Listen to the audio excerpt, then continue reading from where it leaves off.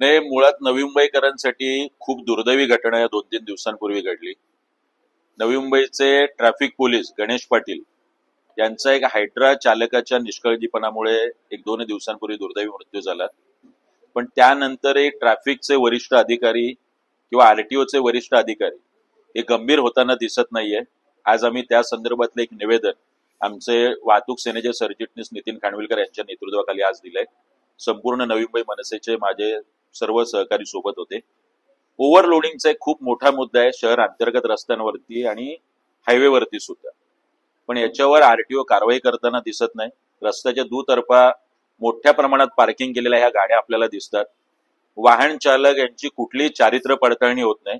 असे अनेक विषय, सोबतच ट्रॅव्हलच्या बसेस ज्या पद्धतीने हायवेला असतात, स्कूल बसचे नियम पाळले जात नाही संपूर्ण नवी मुंबईत, अशा विविध विषयांवरती आम्ही निवेदन दिलंय. त्यांनी आम्हाला शब्द दिलाय की अँब्युलन्स असतील, स्कूल बस असतील किंवा ओव्हरलोडिंगचा विषय, याच्यावर एक स्पेशल ड्राईव्ह घेऊन या सगळ्या गोष्टींवरती योग्य ती कारवाई होईल.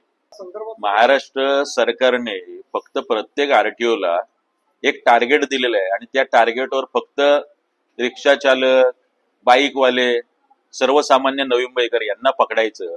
नाहीतर हे जे हायड्रा चालक मालक जे आहे, जिथे कुठलाही असिस्टंट नसतो आणि इतक्या मोठ्या गाड्या बिनदिक्कतपणे जर नवी मुंबई चालत असतील आणि वाहतूक पोलिसाचाच मृत्यू होत असेल तर नवी मुंबईकर कसे सुरक्षित राहतील? आता अधिकाऱ्यांनी याची काळजी घेण्याची गरज आहे. तुमच्या सहकारी एक गेलाय आणि तरी सुद्धा तुम्ही गंभीर होत नाहीये. तिथे एक असिस्टंट पाहिजे, हा नियम आहे. अनेक गाड्यांची फिटनेस तपासणी होत नाही. स्क्रॅप मध्ये गेल्या पाहिजे अशा स्कूल बस आहेत, गाड्या आहेत, मात्र त्या बिनदिक्कतपणे रस्त्यावरती चालतात आणि आरटीओ आणि ट्रॅफिकचे जे वरिष्ठ अधिकारी आहेत यांचं कुठलंही नियंत्रण नाही.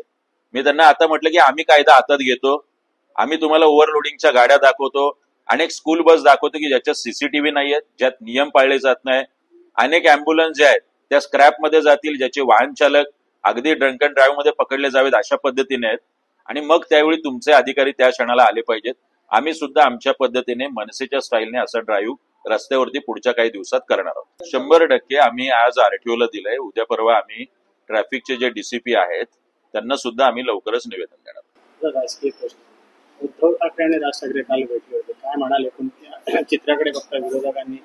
नाही, मला वाटतंय हा स्नेह आणि हा प्रेम वृद्धिंगत हो. महाराष्ट्र आणि मराठी माणसाला नक्कीच आनंद झालाय ज्यावेळी 5 जुलैला सन्माननीय राजसाहेब ठाकरे आणि उद्धव साहेब एकत्र आले मराठी महाराष्ट्रासाठी. आणि कालही ज्या पद्धतीचा प्रेम, जिव्हाळा, आपुलकी सन्माननीय राजसाहेबांनी दाखवली आणि त्यांनी उद्धव साहेबांना शुभेच्छा दिल्या, तर मला वाटतं याच्या पलीकडे बघण्याची गरज नाहीये.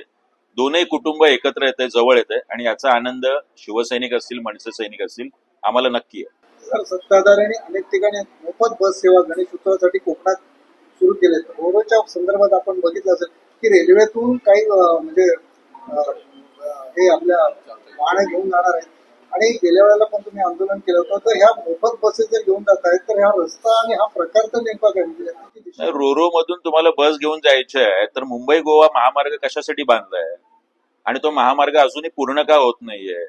त्याच्यावरचे खड्डे का बुजवले जात नाही? जे आता प्रदेश अध्यक्ष भारतीय जनता पक्षाचे रवींद्र चव्हाण ते मंत्री महोदय होते, त्यावेळी त्यांनी शब्द दिला होता 2 वर्षापूर्वी की येणाऱ्या गणपतीमध्ये सगळं सुरळीत होईल. त्यानंतर 2 गणेशोत्सव झाले. आज गणेशोत्सवासाठी आम्ही ज्या गाड्या सोडतो किंवा इतर राजकीय पक्ष सोडतात त्या गाड्या पोहोचायला किती तास लागतात? रस्ते चांगले नाहीयेत. रोरो मध्ये गाड्या घेऊन जायच्या तर मग महामार्ग कशासाठी केलेत आणि करोडो रुपये त्याच्यासाठी कशाला खर्च केलेत? याचं उत्तर महाराष्ट्र सरकारने कोकणवासियांना आणि महाराष्ट्राला द्यावं.